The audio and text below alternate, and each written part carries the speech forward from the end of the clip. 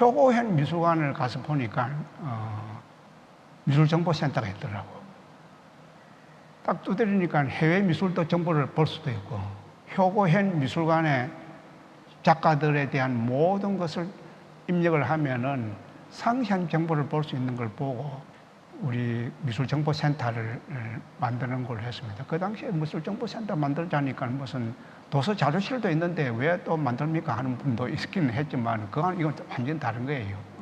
우리 부산에 그 많은 미술의 자료를 모으시는 이용길 선생님이 계셨어요.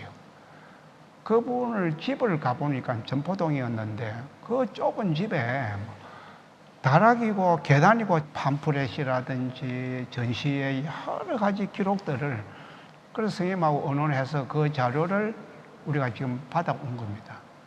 그것이 미술정보센터를 만드는데 큰 역할이 되어졌고, 보통 우리가 미술관을 가게 되면은 전시장만 보고 가는 걸로 이렇게 일반 관람객들, 시민들의 생각은 그렇습니다. 전시 못지않게 미술정보센터는 부산이 가지고 있는 아카이브의 산실로서 또 그것이 우리의 자랑이지만은 우리가 해야 할 큰 자료이고, 근데 마침 후쿠오카 시하고 우리 부산 시립미술관은 자매 결연이 되어 있어가지고 교류를 하려고 막상 미술관을 찾아가서 그쪽에 있는 학예사들하고 이야기를 했을 때에 부산 시립미술관이 가지고 있는 소장품이 뭔지를 이분들은 먼저 파악을 하려고 그래요. 그 당시에 저쪽 학예사들하고 의논했던 부분이 부산 미술의 정체가 뭔지, 부산 미술을 많이 보고 싶다. 우리가 가지고 있는 국내의 좋은 작가 작품, 그거보다는 부산 미술에 딱 한정해서 그것을 일본에 가지고 와서 보여주는 것이 좋겠다. 저는 맞는 것 같아요. 그것이 우리 부산 미술관의 어떤 정체성이고 자랑이니까. 일본의 나가사키 미술관에도 450개 중에서 10위에 들어가는 미술관입니다. 우리는 조직이 문화부 이렇게 속했지만은 미술관은 일본에는 교육부에 속해요. 교육의 일환으로 보는 겁니다. 교육의 일환으로. 그래서 나가사키 현에 있는 미술 선생님이 나가사키에 가서 어린이 미술을 담당하는 그런 걸 합니다. 김봉진 선생님, 우리 부산의 원로 작가이신 돌아가신 분인데 그분이 나가사키 미술관에 다시 어린이 미술 담당 학예사가 되면서 시작이 되어서 나가사키 미술관하고도 교류를 했을 때도 지금과 같이 부산의 미술의 정체성 그렇게 딱 한정해서 하는 것으로. 그리고 우리는 나가사키에 있는 스페인 소장품을 시민들에게 보여주자. 그 당시로서 굉장히 의미 있는 국제 교류였습니다. 미술관은 단순히 소모하고 향유하는 곳이 아니에요. 우리나라가 미술관을 맨 처음에 만들고 미술관 진흥 정책을 만들 때 국민들의 여가 선용과 향유의 장이라고 생각을 했어요. 그런데 그보다는 여기선 가치 생산을 하는 장이에요. 근데 가치 생산을 하려면 그 가치 생산의 매개체는 기억이죠. 그렇죠? 이 기억에 대한 보존 관리를 해야 되는 아키비스트의 확보는 미술관에서 첫 번째로 중요한 거예요. 사실은 미술관 큐레이터보다 더 먼저 중요해요. 소장품 관리하고도 관련돼 있고. 그러니까 지금 우리는 아직 아키비스트만 있겠지만 레지스트라라고 해갖고 외국의 미술관들에는 반드시 아키비스트와 함께 레지스트라가 있어요. 이게 두 개가 먼저 자리를 잡고 그리고 전시 기획하고 그 다음에 운영하는 사람들이 있어야 되는 거죠. 그리고 또 한 가지는 직접적 계기가 있었어요. 부산시립미술관 그 창고에 가니까 우신출 선생님의 앨범부터 시작해서 1차 자료들이 다 있었어요. 이용길 선생님이 그걸 다 기증한 거예요. 그런데 이거는 부산미술 연구하려면 너무 소중한 자료들이에요, 사진들은. 근데 그런 것들이 그냥 방치되고 있어서 너무 심각했죠. 그래서 그 당시에 아키비스트라는 이게 아예 없었어요. 그런 직책이. 그리고 이제 교육은 교육 전문가가 해야 되는 게 맞으니까 그걸 보완했죠. 그래서 미술관 내에 시스템을 비로소 이제 조금 체제를 만들기 시작했다 그럴까? 일본의 이제 한 미술관이 미술관의 기능을 연어 프로젝트라고 얘기를 해요. 그게 뭐냐 하면 초등학교 들어가기 전에 미술관에 와서 어린이 그 미술 교실 교육을 체험하는 아이들이 학교 다니는 동안에 입시 교육 때문에 미술관에 안 오다가 대학을 딱 입학하면 첫 번째 데이트 장소로 미술관에 간대요. 왜냐하면 부모님과 자기가 어린 시절에 행복했던 기억이 있는 곳이라. 이렇게 어린이 교육 프로그램을 미술관에서 행복하게 받았던 사람들은 유네스코에서 데이터가 있어요. 우울증이라든가 심하게 자기가 자살 충동을 느낀다든가 그럴 때 자기가 가장 행복했던 시절을 기억한대요. 그래서 거기를 한번 가본다는 거예요.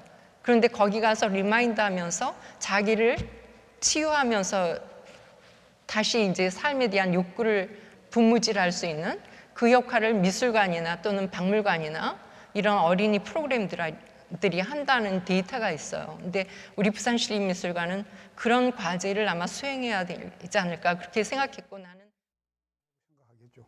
그러니까 당연히 그때는 부산 미술인들을 결집할 수 있는 유일한 것이 부산 미술인 협회니까 거기서 요구하는 게 부산시립미술관을 부산 미술 대전을 할 수 있는 공간으로 활용하려고 하겠죠. 그런데 이제 미술관을 정작 운영하는 저희들 입장에서는 이건 미술인들만의 공간이 아니고 더 큰 시민을 위한 공간이고 미술이라고 하는 더 큰 개념을 염두에 둬야 되는 것이고 때로는 한국 미술이라는 것하고 세계 미술이라는 그렇게 세계적인 도시로 이제 지향해야 되니까 그 지향점을 가지려고 그러면은 이게 지역 미술인들이 그 전시 공간으로 활용한다는 것은 적절치 않다는 생각이죠. 이 두 개가 부닥치죠.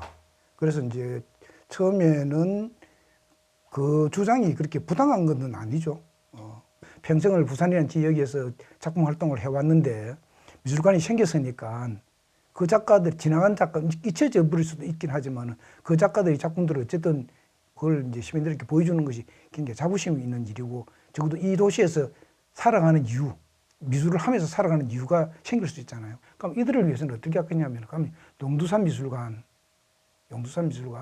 그 외에 이제 금년산 미술관 이런 것들이 이제 부대 미술관 그 전시장을 몇 개가 있었잖아요. 그럼 이것들을 활용해서 최대한 그 본 전시장에서 그 계획하지 못했던 어떤 부분들을 충족시킬 수 있도록 하자.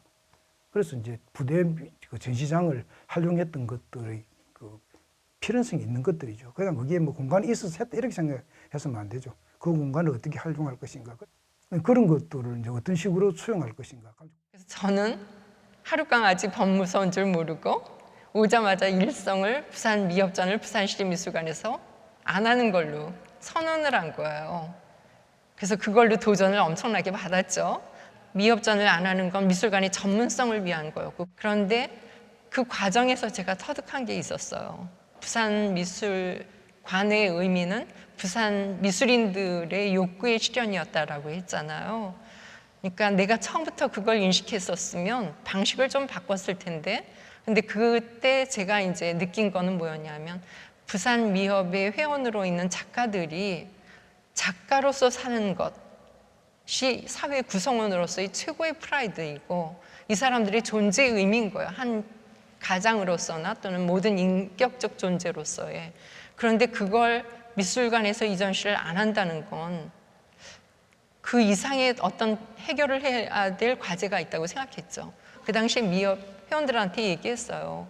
부산미술관이 여기에서 아마추어 등단하는 미술관이 되면 부산미술관에서 전시했다는 게 경력이 되지 않습니다.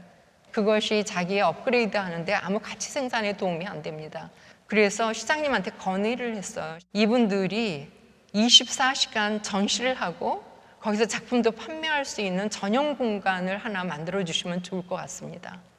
그 중에 하나가 용두산 전시관도 있었고 금년산 갤러리도 있었고 그래서 금년산 갤러리를 부산 미협이 전시하는 공간으로 내준 거죠. 부산 미협이 그걸 계기로 해서 서울의 공간을 전시 공간을 확보했어요. 인사동에. 시립미술관에서 부산 미협전은 이제 떠나게 됐지만 오히려 영역을 확장해 갖고 자율적인 공간을 확보하게 되는 계기가 됐고 아마 미술관과 미협이 서로 동반 성장할 수 있는 계기가 되지 않았나 생각해요. 큐레이터가 추천한 것이기 때문에 그렇게 큐레이터 혼자가 추천하는 건 아니에요. 혼자가 추천하되 우리가 전체 회의를 해서 이 작품이 적절한지 아닌지를 평가를 했거든요. 그때는 관장의 의견도 그냥 한 개의 의견이었어요. 공정성이 있는가, 작품을 살 때 그 수입 구입 과정이 투명한가, 이런 식의 이제 문제를 제기하는 것들이죠. 그런데 이제 그런 것들이 단순하게 뭐 우리의 그 결백성만 가지고 되는 게 아니고 그냥 보충을 하자라고 하는 의견이 나왔을 거예요. 그렇게 해서 어떤 문제가 생기냐면 제도적으로 공모를 해라. 그게 이제 부산시립미술관만 그런 거예요. 인근에 있는 다른 미술관도 처음에는 학예사들이 중요하게 역할을 해서 그것을 구입했는데 그 뒤에는 그게 자꾸 그런 문제로 이제 제도를 바꿨죠. 제도를 바꿨는데 예를 들면 일반 공모로 다 바뀌었다는 얘기죠. 그러다 보니까 그럼 개인이 가지고 있는 소장품이나 화랑이 가지고 있는 소장품 이런 것들이 들어오기 시작하는 거죠. 그래서 이제 작품의 그 선택 범위가 넓어진 것은 분명하고 또 큐레이터들이 눈이 가지 못하는 부분들에 있는 작품들이 나온 것은 분명하죠. 그렇게 좋은 점이죠. 그런 것들은. 그런데 뭐가 있느냐면은 개인이 내고 화랑이 내고 또 어떤 단체가 내기 때문에 이걸 어떻게 통제할 것인가 하는 문제가 생기는 것들이죠. 심사위원은 그에 그때 구성되잖아요. 들어온 것 중에서 좋은 작품을 골랐다는 것일 따름이지 그게 미술관 전체의 맥락에서 어떤 역할을 하고 어떤 가치가 있는지 모르잖아요. 꼭 역사적 맥락이 아니라 하더라도 적어도 시립미술관에서 지향하는 바와 부합될 만한 어떤 맥락 속에서 소장품이 구입돼야 되는데 그게 뭐 몇 년간, 뭐 10년간 이렇게 계속되다 보니까 그 제도가 결국은 소장품 전체의 맥락을 흐트려 놓은 거죠. 그 책임은 결국 미술관에 있는데 막상 들여다보니까 미술관에서 책임을 안 지는 거, 못 지게 돼 있는 거예요. 소장품 과제가 중요하죠.